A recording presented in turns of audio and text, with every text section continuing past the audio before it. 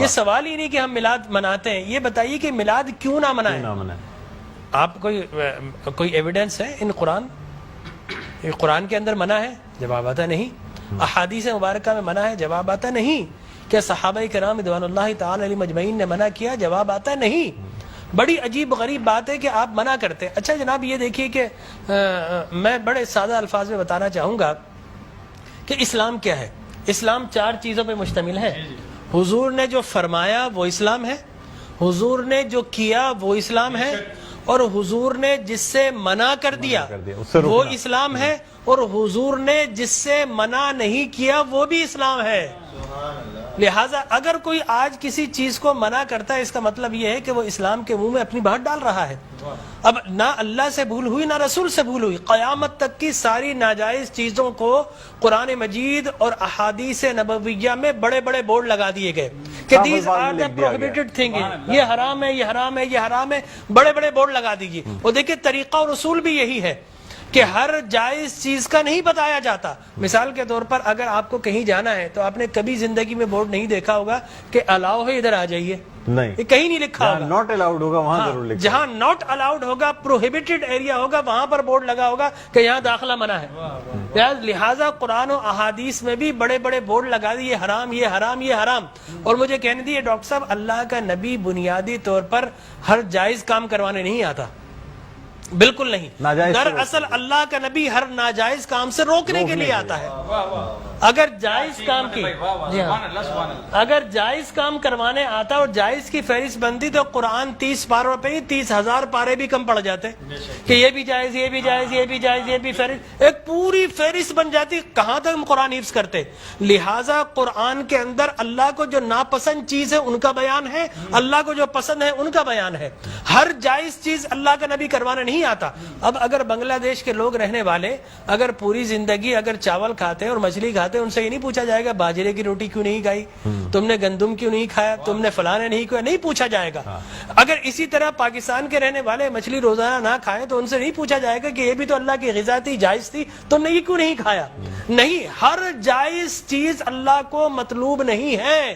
اللہ کو مطلوب یہ ہے کہ ہر ناجائز کام سے روکا جائے۔ لہٰذا اللہ کے پیارے حبیب نے قیامت تک کی ساری ناجائز چیزوں سے منع کر دیا، نہ اللہ سے بھول ہوئی معاذ اللہ، نہ رسول سے بھول ہوئی، دین مکمل ہو گیا۔ اب اگر کوئی یہ کہتا ہے کہ یہ ناجائز، یہ بدعت، اس کا مطلب یہ ہے کہ کیا تجھ پر وحی نازل ہو گئی؟ باب نبوت تو بند ہو چکا ہے، اب تو کس بنیاد پر کر رہا ہے؟ دیکھیے اب کس بنیاد پر تم منع کر رہے ہو۔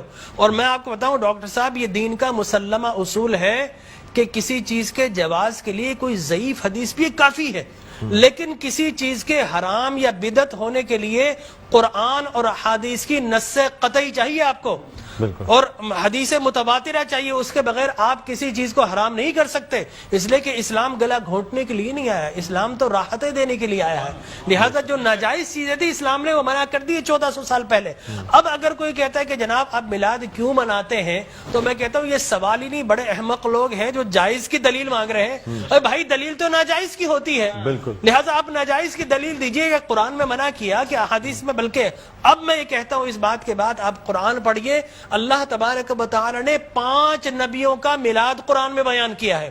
حضرت آدم علیہ الصلوۃ والتسلیم کے میلاد نامے قرآن کے 5 رکوع پر متفرق، پہلا واقعہ ہی میلاد نامہ آدم ہے، فرشتوں کو جمع کیا، میں آدم کو پیدا کرنے والا ہوں، کیا کریں؟ سیلیبریشن کرو۔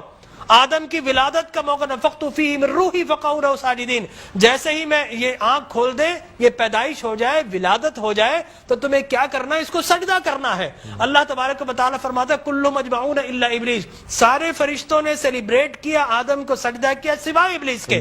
تو معلوم یہ ہوا کہ جس نے میلاد منایا اللہ نے اسے نورانی قرار دے دیا، اور جس نے انکار کیا اللہ نے اسے شیطانی قرار دے دیا۔ سبحان اللہ، سبحان اللہ۔ لہٰذا اسی طرح میں 2 منٹ بس، اسی طریقے سے سورہ قصص میں حضرت موسیٰ علیہ الصلوۃ والتسلیم کی میلاد نامہ اللہ نے 28 ابتدائی آیات میں بیان کیا. اور حضرت یحییٰ علیہ الصلوۃ والتسلیم کا میلاد نامہ سورہ مریم میں کیا سلام علیہ یوم ولدا، سلام ہو یحییٰ پر کس دن؟ جس دن وہ پیدا ہوئے. لہذا نبی پیدا ہو رہا تو اللہ سلام بھیج رہا ہے. اور پھر حضرت عیسیٰ فرماتے والسلام علیک یوم ولدت و یوم اموت و یوم ابعث حیا، سلام ہو مجھ پر جس دن میں پیدا ہوا. سرکار نے فرمایا. اور پھر اللہ تبارک و تعالی نے ووالدین وما ولد کہہ کر حضور کے میلاد کو بیان کیا. اور حضرت مریم کی میلاد کو اللہ نے سورہ آل عمران میں بیان کیا. پھر سرکار نے فرمایا کہ میرے غلام الجمعۃ عید للمسلمین. لوگ کہتے ہیں 2 عیدیں، تیسری عید مل گئی. حضرت عمر بن خطاب سے پوچھا کہ یہ الیوم اکملت لکم دینکم، یہ آیت ہمارے نبی پر نازل ہوتی تو ہم 2 عیدیں مناتے، ہم تو بطور عید مناتے. حضرت عمر نے حضرت ابن عباس دونوں سے احادیث فرمایا میاں تم ایک عید کی بات کرتے ہو، ہماری تو 2 3 عیدیں تھی اس دن. وہ یوم عرفہ تھا مسلمانوں کی عید کے دن، وہ جمعۃ المبارک تھا مسلمانوں کی عید کے دن، وہ تکمیل دین کا دن تھا، وہ مسلمانوں کی عید کا دن ہے. لہٰذا یہاں پر تو پہلی، دوسری، تیسری، چوتھی، 5ویں نہ جانے کتنی عیدیں. اور صحیح مسلم کی حدیث مبارک رسول اللہ نے 5 عیدیں بیان فرما دی. ایام تشریق، یوم نحر، اس کو سرکار نے عید قرار دیا. لہٰذا معلوم یہ ہوا کہ سرکار دو عالم. اور پھر میں عرض کر رہا تھا کہ آدم پیدا ہوئے، فرمایا الجمعۃ عید للمسلمین، جمعہ مسلمانوں کی عید کا دن. فرمایا رسول اللہ کیوں؟ فرمایا فیہ خلق آدم، اس لیے کہ اس دن تمہارے باپ آدم پیدا ہوئے. معلوم ہو آدم پیدا ہو تو عید کا دن، اور جس دن فخر بنی آدم پیدا ہو ہزاروں عیدوں کا عید. یہ عید بھی ہے اور یقینی طور پر جشن بھی ہے. دیکھیے حضرت عیسیٰ ابن مریم علیہ الصلوۃ والتسلیم پیدا ہوتے نا، اللہ تبارک و تعالی حضرت مریم کے پاس پینے کے لیے کچھ نہیں تھا. اللہ فرماتا وَحُزِّ إِلَيْكِ بِجِذْعِ النَّخْلَةِ تُسَاقِطْ عَلَيْكِ رُطَبًا جَنِيًّا، اے مریم گھبرا مت، اللہ کے میرا نبی آنے والا ہے، اس کی ولادت ہونے والی ہے. یہ سوکھا ہوا درخت ہے، اس کو ہاتھ تو لگا. حضرت مریم جیسے ہی ہاتھ لگاتی ہے اللہ تبارک و تعالی میلاد عیسیٰ کی خوشی میں اس کو ہرا بھرا کر دیتا ہے اور پانی جاری و ساری کر دیتا ہے. تو اللہ تبرک بھی دیتا ہے، اللہ تبارک و تعالی اسے سیلیبریٹ بھی کرتا ہے. تو یقینی طور پر میلاد النبی صلی اللہ علیہ وسلم کے اگر جواز کی آپ بات کریں گے صبح ہو جائے گی. میں قرآن سے بھی بیان کرتا رہوں گا، میں احادیث نبویہ سے بھی بیان کرتا رہوں، لیکن ناجائز کی ایک دلیل اگر کوئی ہمیں دینا چاہے تو ہم موجود ہیں میٹرو ٹی وی پر، کوئی ایک دلیل ہمیں دے دے. لوگ کہتے ہیں بدعت یہ بدعت. او بھائی بدعت ہر نیا کام بدعت نہیں ہوتا، ہر نیا عقیدہ بدعت ہوتا ہے. لہذا وہ سمجھے ہی نہیں، ہر نیا کام بدعت نہیں ہے.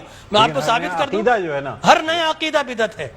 لیکن آپ شیطان نے جب بلیف جو جس چیز پہ انسان کا ہے وہ قائم ہے، وہ قائم ہے. ہر نیا کام، اگر ہر نیا کام بدعت ہوتا، خوشی منانا، عید منانا، اس میں تو کوئی ایسی بات انوویشن ہے اسلام کے اندر. آپ یہ دیکھیں نا حضور اکرم صلی اللہ علیہ وسلم کی وفات شریف کے بعد قرآن مجید جمع کیا، بدعت. پھر اس کے بعد تراویح بدعت. وہ بخاری کے ہادہ نعمت البدع، حضرت عمر بن خطاب کے الفاظ ہے کتنی پیاری بدعت ہے کہ میں نے تراویح شروع فرما دی. تو مقصد وہ کہ بدعت اچھی بھی ہوتی ہے. صحابہ کرام بدعت حسنہ بھی ہے، بدعت مذمومہ بھی ہے. اور مذمومہ بدعت کیا؟ اچھی چیز کو مٹا دینا. اور بدعت حسنہ کیا ہے؟ کسی اچھی کام کا جاری کرنا. فرمایا من سن سنتا حسنتا فلہ اجرھا واجر من عمل بها الى یوم القیامہ. جو کسی اچھی سنت، اچھے کام کو جاری کرتا ہے، اس کے بعد قیامت تک اگر لوگ اس کام کو جاری رکھیں تو اس بگنر کو اللہ تبارک و تعالی اجر و ثواب عطا فرماتا ہے. سبحان اللہ. ہماری ٹرانسلیشن کا